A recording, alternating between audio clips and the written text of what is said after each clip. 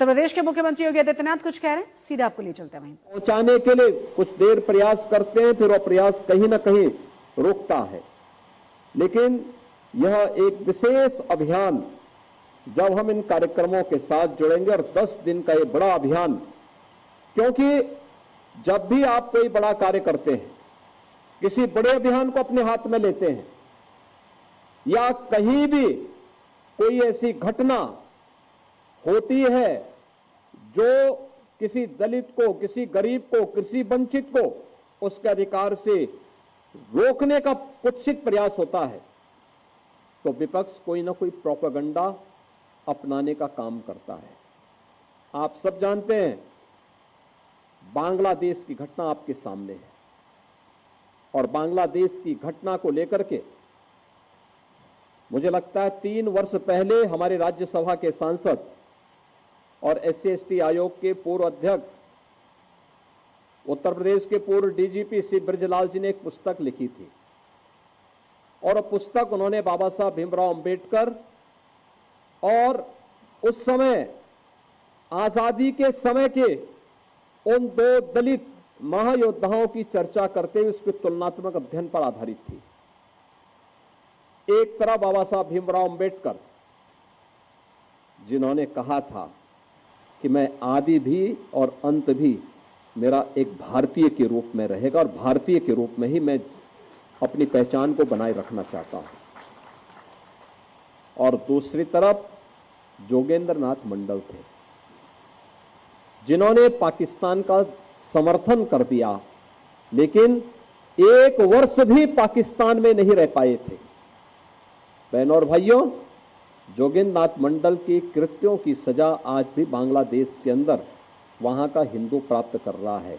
आप सब जानते हैं, बांग्लादेश में जो भी हिंदू है, जो प्रताड़ित हो रहा है, जो पीड़ित है, ये सभी दलित हिंदू हैं। और दलित हिंदू वहां पर किस कदर उनके साथ अत्याचार हो रहे हैं आपने देखा होगा। न कांग्रेस ने, न समाजवादी पार्टी ने, न ममता बनर्जी ने, किसी ने भी उनके पक्ष में आवाज नहीं उठाई। उठाई तो केवल भारतीय जनता पार्टी ने उठाई।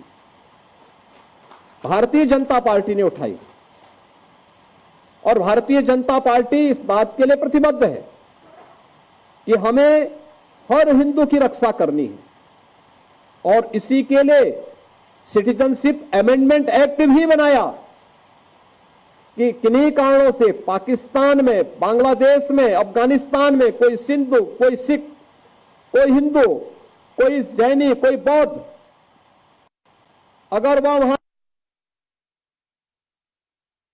भारत में आया है तो उसको भारत की नागरिकता मिल जाए। इसका विरोध करने वाले कौन लोग हैं? ये वही लोग हैं जो कांग्रेस के रूप में, समाजवादी पार्टी के रूप में गुमराह करने का काम कर रहे हैं। ये वही दल हैं। ये व्यवहारिक धरातल पर भी दलित और वंचितों का अधिकार छीनने के अधिकारी होते हैं। आप देखते होंगे, कहीं दलितों की झोपड़ी पर, उनकी जमीन पर कब्जा करने वाले कोई लोग होंगे तो इन्हीं दलों से जुड़े हुए लोग होंगे। ये सर्वाधिक कब्जा करते हैं। और ठीक बात है कि सरकार का डंडा है, सरकार उनको ठीक भी करती है, दुरुस्त भी करती है, कि जिससे वे लोग गरीबों की, वंचितों की जमीनों पर कब्जा न कर सके। लेकिन फिर भी उनके द्वारा किस प्रकार के राग अलापे जाते हैं, हमें आश्चर्य होता है। ये वही राज्य है और यह देश वही देश है जिस देश में वक्फ के नाम पर लाखों एकड़ लैंड कब्जे की गई है।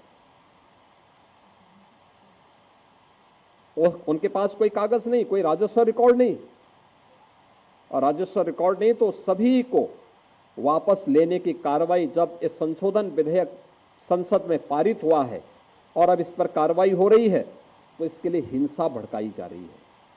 हिंसा में आपने देखा होगा, कल पश्चिमी बंगाल में मुर्शिदाबाद 3 हिंदुओं की निर्मम हत्या हुई, उनके घरों से खींच करके उनकी हत्या हुई। और ये सब कौन है? ये सभी वही दलित हैं, वही वंचित हैं, वही गरीब हिंदू हैं, जिसको इस जमीन का सर्वाधिक लाभ मिलने वाला है। सर्वाधिक लाभ मिलने वाला है। ये लैंड राजस्व के रिकॉर्ड में फिर से आएगी तो एक गरीब भी हाई राइज बिल्डिंग का, मल्टी स्टोरी बिल्डिंग का लाभ उठा पाएगा, उसको भी वहां अच्छे फ्लैट सरकार बना करके उपलब्ध करवा देगी। इन्हें भय है कि दलितों को, वंचितों को, गरीबों को अगर ये हाई राइज बिल्डिंग मिल जाएगी तो इनका तो वोट बैंक समाप्त हो जाएगा, ये गुमराह करने की इनकी राजनीति हमेशा के लिए समाप्त हो जाएगी। इसलिए लोग हिंसा भड़का रहे हैं, हिंसा का रास्ता अपना रहे हैं। आप देख रहे होंगे सिटीजनशिप अमेंडमेंट एक्ट पारित होने में जिसका लाभ सर्वाधिक पाकिस्तान, बांग्लादेश या अफगानिस्तान में जो वंचित हिंदू था, दलित हिंदू था, उनको भारत की नागरिकता देने का काम, जो किन्हीं कभी भी भारत में आए थे, 5 वर्ष पहले आए थे, उनको जब नागरिकता देने के कार्यक्रम को प्रधानमंत्री मोदी जी ने आगे बढ़ाया, इन्होंने पूरे देश के अंदर आंदोलन शुरू कर दिया, अभियान चालू कर दिया, बड़े बड़े आंदोलन किए, तोड़फोड़ की, आगजनी की, लेकिन सरकार ने भी दृढ़ता के साथ उसका सामना किया और सामना करते हुए आज इस नागरिकता देने का कार्यक्रम प्रारंभ किया है। कहां जाएगा? पाकिस्तान में, बांग्लादेश में पीड़ित हिंदू कहां जाएगा? और हिंदुस्तान की तरफ ही आएगा। दुनिया के अंदर कहीं भी कोई पीड़ित हिंदू होगा, वह आकर के अंततः हिंदुस्तान में ही आएगा और वह भारत में आकर के ही शरण लेने के लिए मजबूर होता है। लेकिन कांग्रेस और समाजवादी पार्टी या टीएमसी जैसे दल हमेशा इसमें बाधक रहे हैं और उन लोगों ने उन्हें दोयम दर्जे का नागरिक बनाने का काम किया, शरणार्थी के रूप में रखा। लेकिन भारतीय जनता पार्टी ने उन्हें अपनाया। ऐसे ही वक्फ संशोधन अधिनियम में भी इन लोगों ने वही हिंसा कर रहे हैं, धमकी दी जा रही है, फिर अव्यवस्था पैदा करने का प्रयास हो रहा है, क्योंकि इन्हें भय है कि और लैंड अगर राजस्व के खाते में वापस आएगी तो गरीबों को मिलेगी, हॉस्पिटल बनेंगे, मेडिकल कॉलेज बनेंगे, शिक्षा के अच्छे केंद्र बनेंगे, अटल आवासीय विद्यालय जैसे विद्यालय बनेंगे तो श्रमिकों की और वंचितों के बच्चों को वहां पढ़ने की आवाज से शुद्ध अच्छी व्यवस्था मिलेगी। इसलिए ये लोग उस कार्यक्रम को आगे नहीं बढ़ाने देना चाहते। बहनों और भाइयों, और जब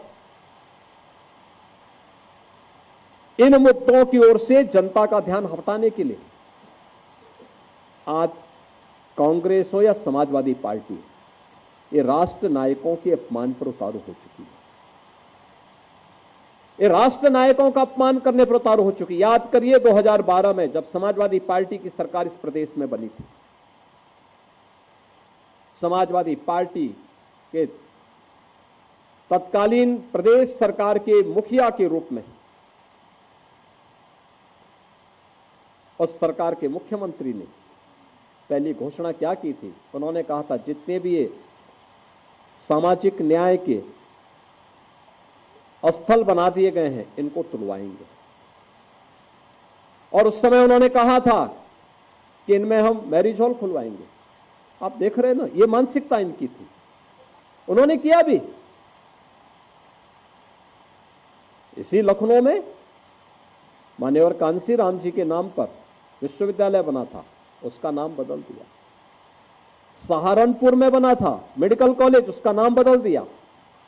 कन्नौज में मेडिकल कॉलेज बाबा साहब भीमराव अंबेडकर के नाम पे बना था, नाम बदल दिया। जब असीम अरुण जी ने मेरे सामने इस बात को रखा कि ये तो बाबा साहब के नाम पे था और बाबा साहब के नाम पर बने हुए मेडिकल कॉलेज का नामकरण इन्होंने बदलने का काम किया है, बहनों और भाइयों, तो फिर उसी कन्नौज में हम लोग जाकर के इस बात की घोषणा की कि नहीं, इसका नाम फिर से बाबा साहब भीमराव अंबेडकर के नाम पर ही होना चाहिए। और हम तो योगी आदित्यनाथ ममता बनर्जी पर भी निशाना साधा, विपक्ष पर भी निशाना साधा, तमाम बातों का जिक्र वो यहां पर कर रहे हैं।